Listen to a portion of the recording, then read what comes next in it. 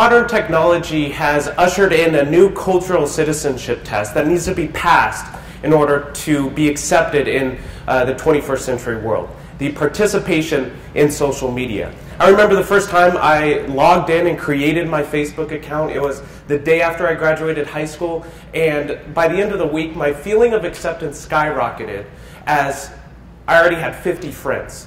And over the course of the next few years, I started to discover the dark side of social media, the social media argument. Now, whether or not we have seen this or participated in it, we have all felt the emotion that goes along with it. The anger, the rage, the jealousy, all aimed at somebody on the computer screen. The nature of social media itself ultimately drives its users to conflict because, as Facebook says, users can express what matters to them. Now, there will be ideas that come into conflict with one another, and human history, that's nothing new. Differences of ideas usually drive to conflict. But what's different about the social media online presence is a significant degree of anonymity. Let's take a look at how this works in a social media argument. Probably the most crucial one we're going to deal with today, most crucial debate ever, is Harry Potter greater than Voldemort? Now, these two individuals, they're going at it, and they have multiple posts. Eventually, they do come to the discussion. They don't solve the issue for us. However, they do come to the conclusion that Death Eaters are better than Hagrid because they have tattoos.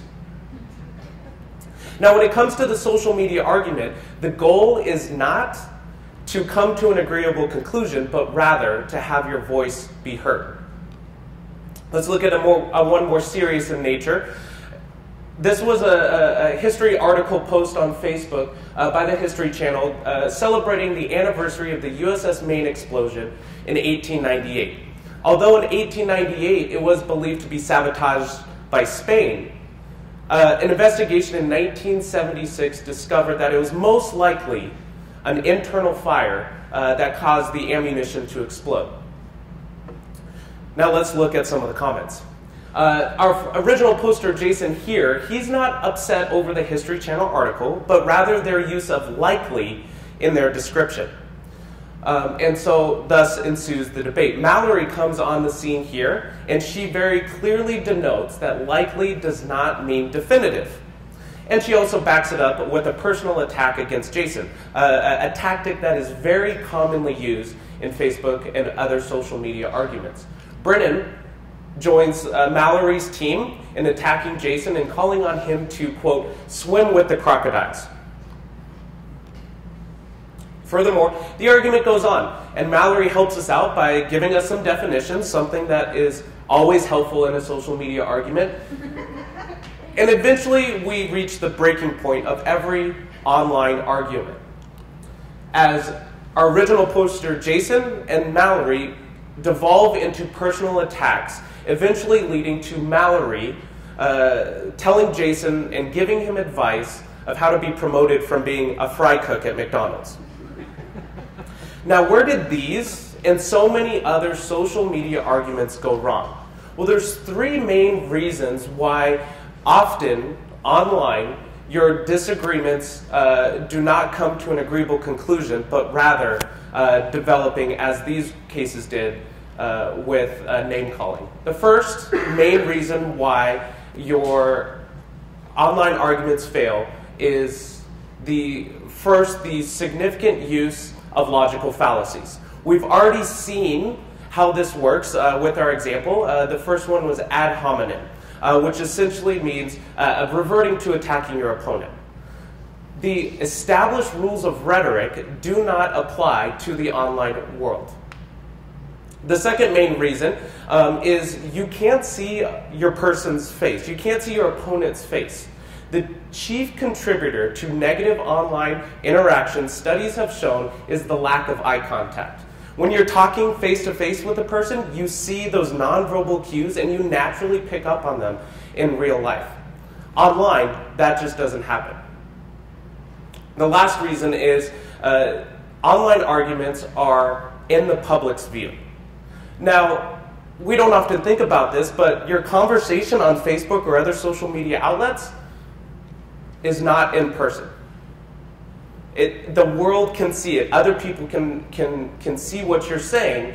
And so when it comes to your social media argument, you're more apt to defend yourself, and you're more apt to show to yourself and to those around you that you're intelligent. And so you'll try harder to prove your point. So with all these problems, what do social media arguments actually accomplish?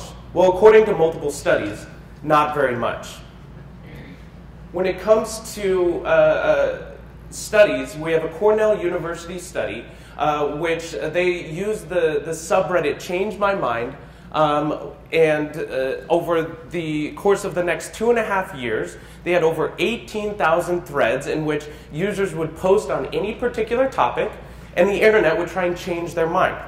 What they concluded, they gathered the data, and they concluded that in only 30% of the conversations online was the original poster only slightly persuaded. This artificial environment, you only have a 30% persuasion rating. Chances are, in a real-life online conversation on topics that people actually care about, this number is going to be significantly less. Furthermore, what they concluded is that your online arguments, after 5 posts, your online argument, your chances of persuasion are virtually impossible. So what this means, best case scenario, you have a 1 in 3 chance to persuade your opponent, and you have to do it in less than 5 posts.